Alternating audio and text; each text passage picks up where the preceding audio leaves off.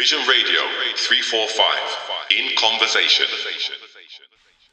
Hi, my name is Richard, and I will be asking the question, what is a man? And actually trying to answer it if I can. It's a slightly pompous, obviously slightly ludicrous question. There are 7.9 billion people on the planet, pretty much 4 billion guys, so I'm pretty sure that I can't really assume to speak for everyone, but I am hoping that what I have to say maybe will resonate with some of you. Now, classically, I think if you were at this point going to be talking about what it is to be a man, you would need to be talking or addressing the issue of toxic masculinity, which I will do now, and then come up with some alternative ways of looking at what it means to be a man. So if we ask ourselves the question about toxic masculinity, do we agree with it, that it's an idea? If we do agree, we'd probably say something along the lines of there was a type of masculinity that maybe was useful at some other era, in some other era, certainly during this industrialized time, early industrial revolution and so on. We needed men who were stronger and tougher, and that kind of aggression that men used to show had its place and purpose in society, but for quite some while now it's not been useful. And so sadly that kind of masculinity, or the masculinity which we associate with that kind of aggressive male, is something that we really need to resign to the past, and we need to move on. Or you may disagree with it, in which case you say that men are being emasculated, that it's completely unreasonable, that what are perfectly natural ways for men to behave are now being criminalised, and that there's perhaps a kind of a whole group of community of people that are stopping men from being able to express things that are their rights to be able to express them. They are something that are natural to being a man. And I wish to say that both points of view maybe miss a trick or two about what it means to be a man, or certainly how I feel about being a man.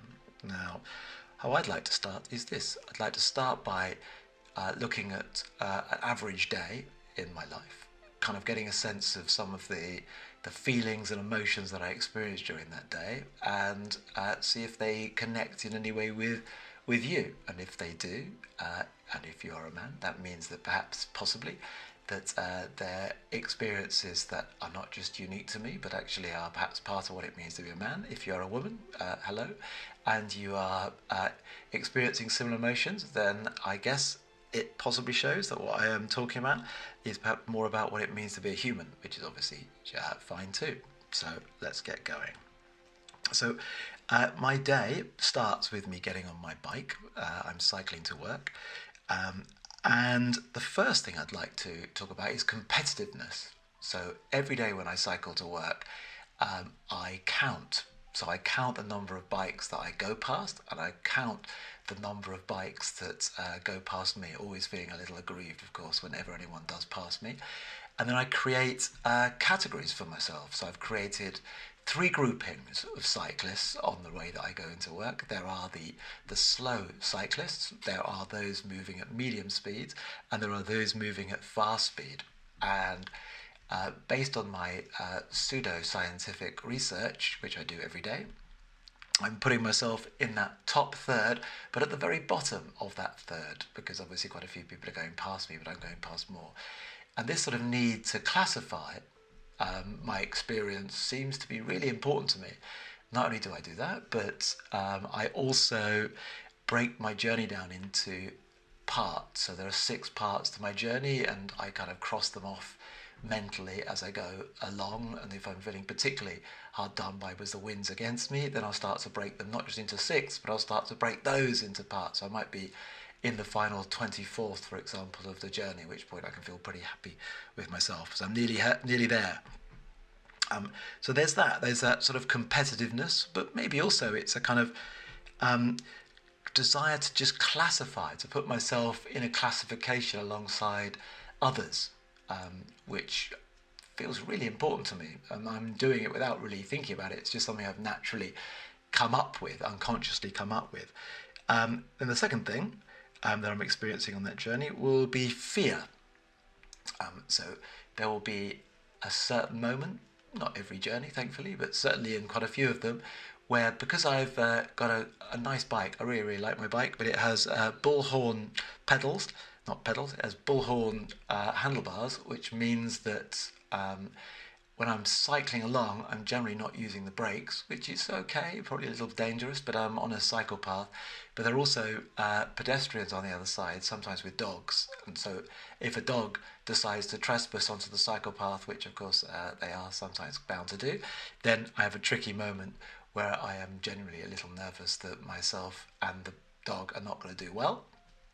Then there is the fears that happen, which are really all going on in my head. So this is crossing a road, so leaving the path and going on crossing a road.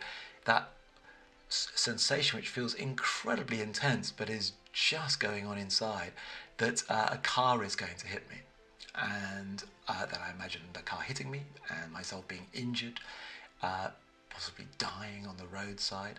And this particularly connects with when I have overtaken someone. So when I feel that I've overtaken another cyclist, I need to go faster to justify the fact that I've overtaken them.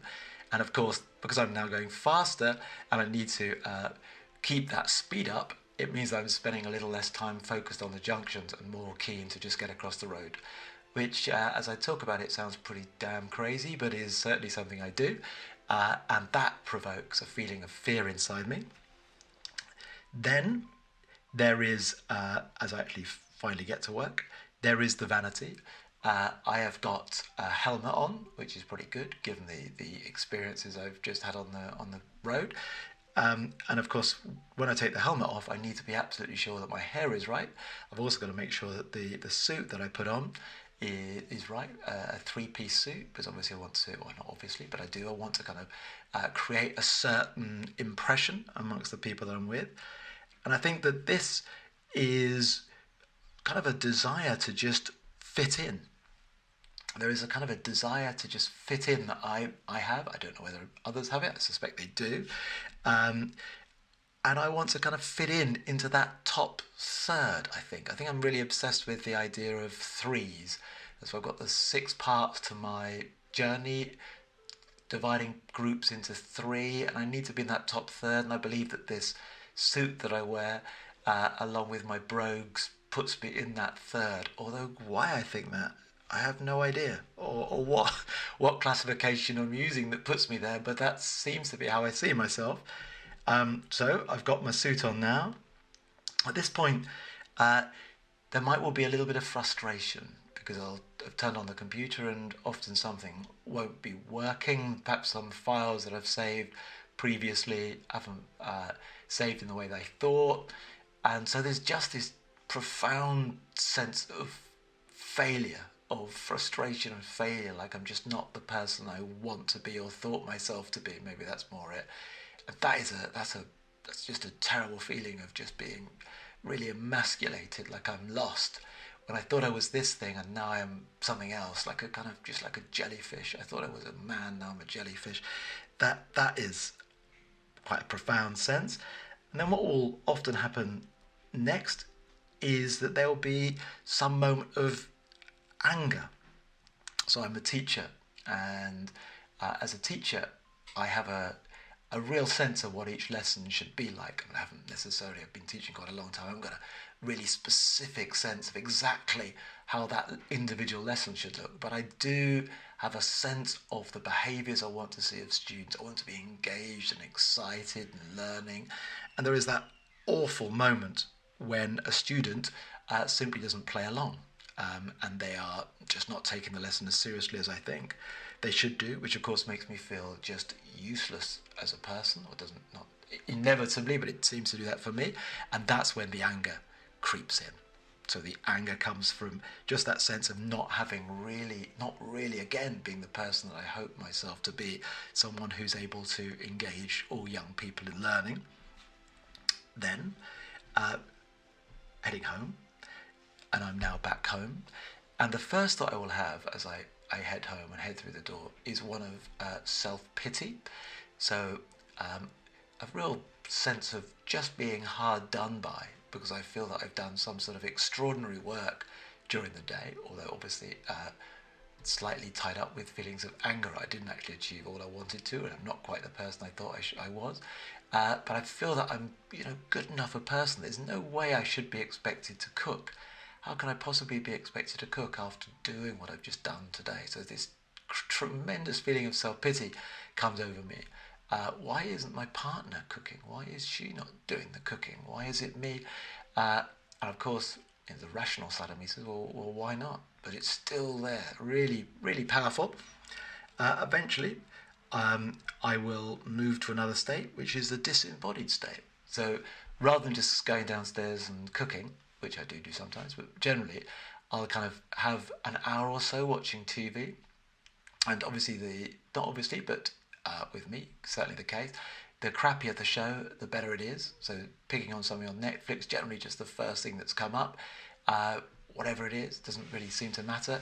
And so I just enter this really intense disembodied state where I can barely lift my head up because I'm now so tired and so kind of disengaged from my body that I just have to sit there or lie there, more likely sort of lying on the sofa like a beach whale watching this show. And then eventually I'll realise that there is no getting away from it. I'm going to have to cook. At which point I do, and it turns out to be actually quite an enjoyable experience often. And once I've completed it, then there is the need for validation, which I think obviously connects with quite a lot of these other ones I've been saying, the vanity and the fears and the anger. There's the need for validation. After I've cooked, I really, really need my family to say how good the food is. However banal the meal, I need everyone around the table to be able to say something positive about it, and I'm kind of waiting for that. And they know it. They can choose to deliver it or not to deliver it, depending on how they're feeling, or actually perhaps whether the food was any good or not. But that need for validation for other people outside myself to say something positive about me is really very powerful. Now, it would be possible to say that is what it is to be a man. Those fears and anxieties and needs for validation. But I would really profoundly disagree with that. I would say that what I've picked out are just aspects of my day and really don't reflect the day at all, nor any of my days.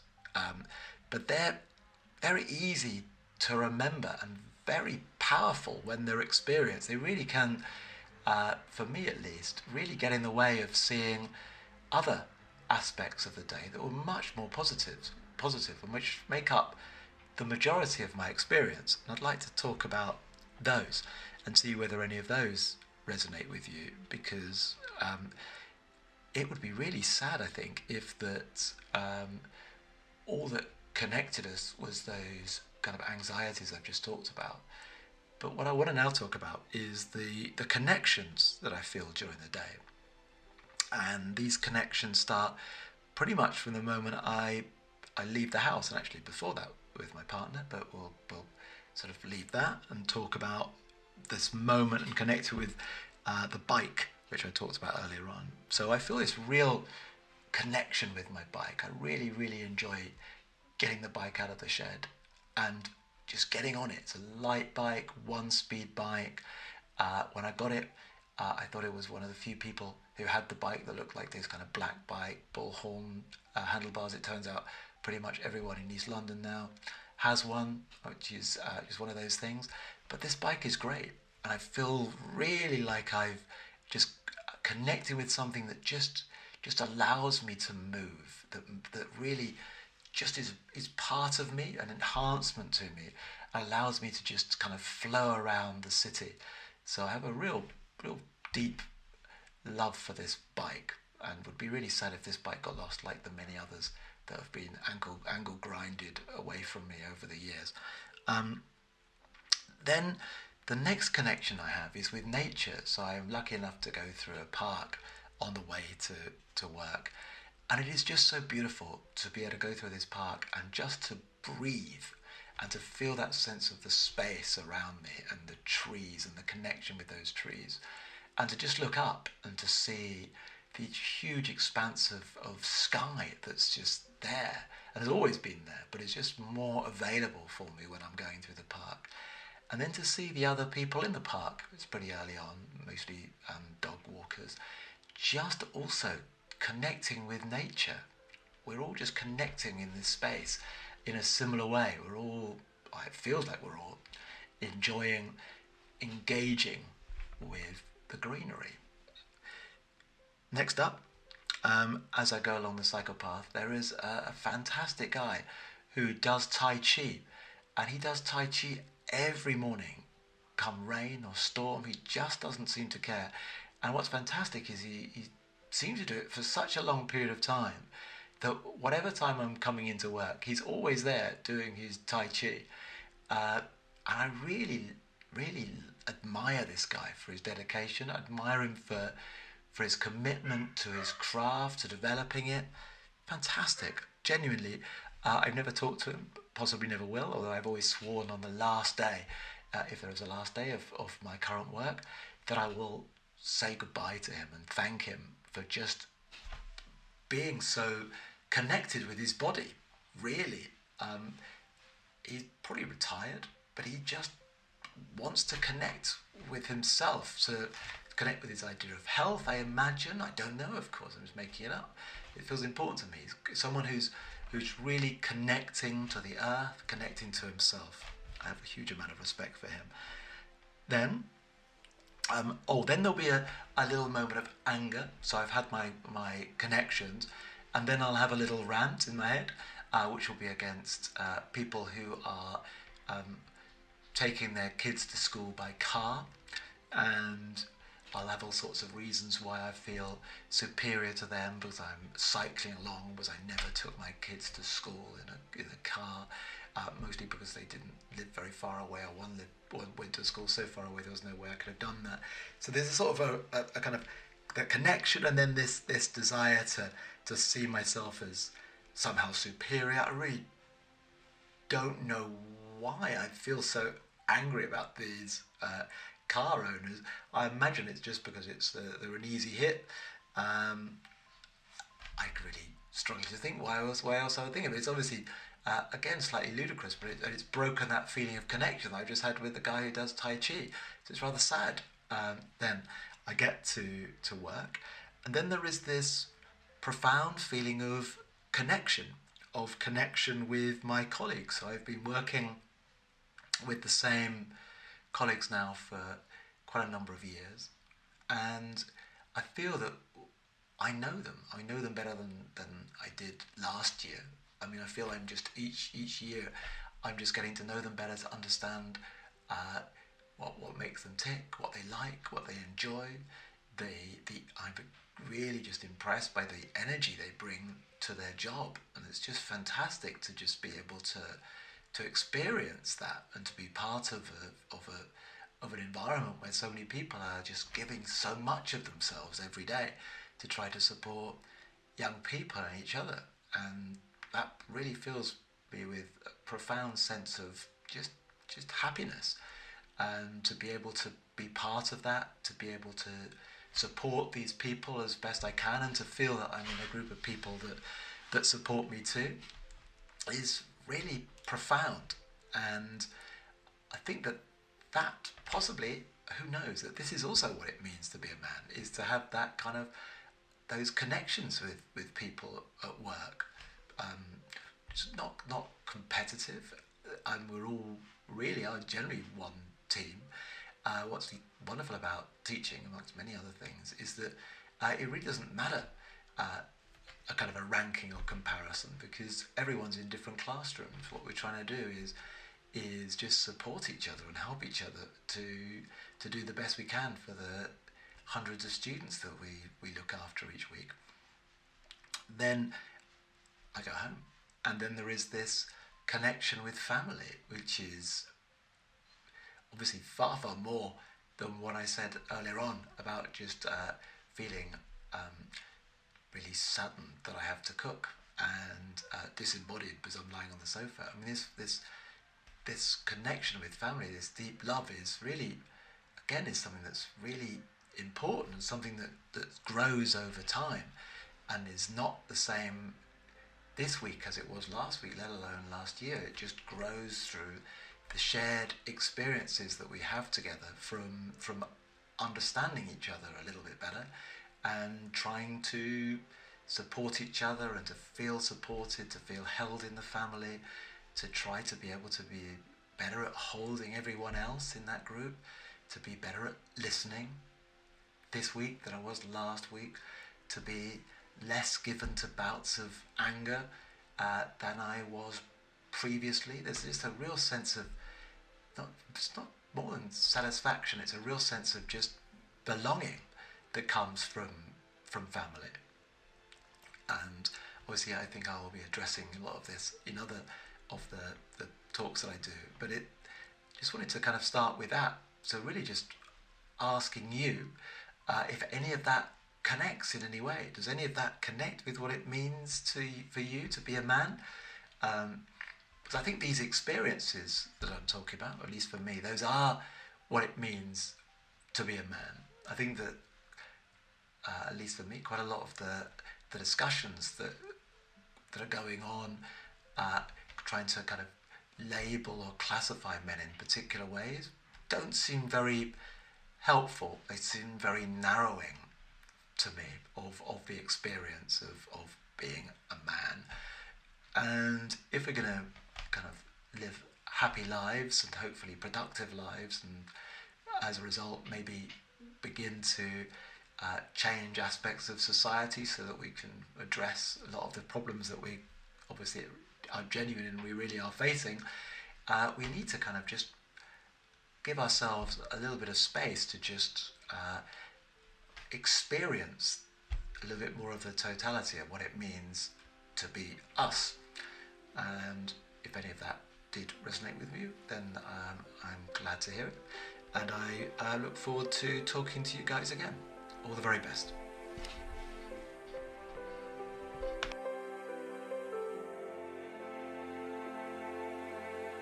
To leave your comments or views about any of our podcast episodes, go to visionradio345@gmail.com.